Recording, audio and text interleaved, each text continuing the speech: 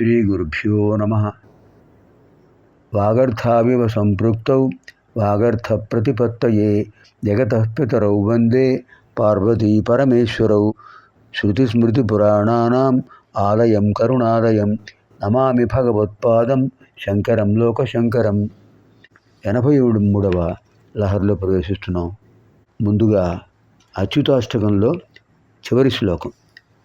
అచ్యుతశ్చాష్టకం యః పఠేదిష్టదం ప్రేమతః ప్రత్యహం పూరుష సస్పృహం వృత్తతః సుందరం కర్తృవిశ్వంభరస్తస్య హరిర్జాయతే సత్వరం. ఇది ఫలశ్రుతి. అచ్యుతశ్చాష్టకం యః పఠేదిష్టదం ప్రేమతః ప్రత్యహం పూరుష సస్పృహం వృత్తతః సుందరం కర్తృవిశ్వంభరః తస్య వశ్యో హరిర్జాయతే సత్వరం. అచ్యుతస్య అష్టకం యః పఠేదిష్టదం, ఎవరైతే ఇష్టంతో ఇష్టపూర్వకంగా అచ్యుతాష్టకం చదువుతారో ప్రేమతః ప్రత్యహం పురుష సస్పృహం, శ్రద్ధాభక్తులతో ప్రేమతో ప్రతిరోజు ఎవరైతే అచ్యుతుని ఆ శ్రీకృష్ణ పరమాత్మను ధ్యానిస్తారో వృత్తతః సుందరం, వారి ప్రవర్తన సుందరంగా ఉంటుంది. కర్తృ విశ్వంభర, విశ్వానికి కర్త ఎవరు? ఆ శ్రీహరి, ఆయనే కృష్ణుడు. తస్య వశ్యో హరిర్జాయతే సత్వరం, అన్ని లోకాలు ఆయనకు వశమై ఉంటాయి. ఈ అచ్యుతాష్టం చదివిన వాళ్లకు హరివశం అవుతాడు. ఎంత అద్భుతమైన భావన అండి. అచ్యుతశ్చాష్టకం యః పఠేదిష్టదం ప్రేమతః ప్రత్యహం పురుష సస్పృహం వృత్తతః సుందరం కర్తృవిశ్వంభర తస్య వశ్యో హరిర్జాయతే సత్వరం. 83వ లహరిలో ప్రవేశిస్తున్నాం.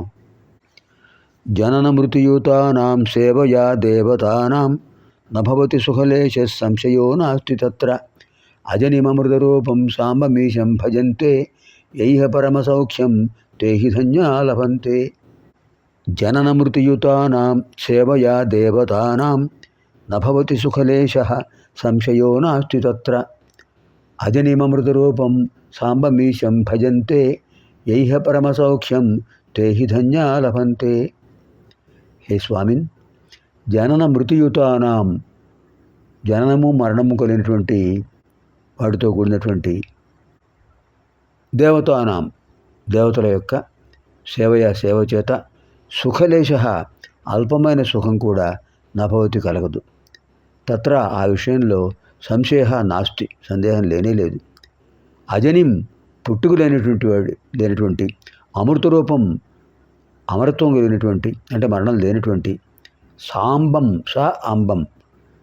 అంబం అంబయా సహ వర్తతే ఇటు సాంబ, పార్వతీదేవితో కూడినటువంటి ఈశం, ఆ పరమేశ్వరుడు ఎవరైతే ఉన్నారో ఓ స్వామి, అటువంటి మిమ్మల్ని ఎవరైతే ఇహ ఈ లోకంలో భజంతే సేవిస్తారో తే హి ధన్యా, వాళ్ళు నిజంగా ధన్యులు. పరమ సౌఖ్యం లభంతే, అద్భుతమైన సౌఖ్యాన్ని పొందుతారు. ఓ స్వామి, పుట్టుక చావు ఉన్నాయి బ్రహ్మాది దేవతలకు కూడా. కారణం పిపీలికాది బ్రహ్మ పర్యంతం అంటారు. అల్పజీవి చీమ, ఇంకా కనిపించిన జీవులు కూడా ఉన్నాయి. వాటి దగ్గర నుంచి బృహత్తరమైన జీవి బ్రహ్మ. అందరికీ జ్ఞాన మరణాలు ఉన్నాయి. బ్రహ్మకు కూడా అధ్యాయం ఉంది. అందుకని మన సంకల్పంలో ఏం చెప్తున్నా, పూజా కార్యక్రమాల్లో సంకల్పం చెప్పేవాడు అద్య బ్రహ్మణ ద్వితీయ పరార్థే. ఇప్పుడున్న బ్రహ్మదేవుడికి సగం వయసు అయిపోయింది, ఆయన ఇప్పుడు 51 సంవత్సరంలో అడుగు పెట్టాడు అని చెప్తున్నాం. అంచేత అలాంటి ఆ దేవతలను పూజిస్తే చావు పుట్టుక లేని వరం ఇవ్వగలరా? వాళ్ళు ఇవ్వలేరు, ఎందుకంటే వాళ్ళకి జ్ఞాన మరణాలు ఉన్నాయి కనుక. కానీ మీరు ఆద్యంతరహితులు, జ్ఞాన మరణాలు లేనివంటి వారు. అంబయా సహవర్తతే, ధర్మపత్ని అయిన ఆ అమ్మవారితో కలిసి ఉంటారు మీరు. మీ ఇద్దరు కూడా స్వయంభువులు. అంబ శక్తి స్వరూపిణి, మీరు శివస్వరూపులు.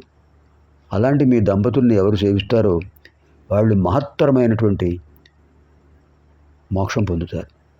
జనన మృత్యుయూతానాం సేవయా దేవతానాం నభవతి సుఖలేశ సంశయో నాస్తి తత్ర అజనిమమృతరూపం సాంబమీశం భజంతే యైహ పరమసౌఖ్యం తే హి ధన్యా లభంతే.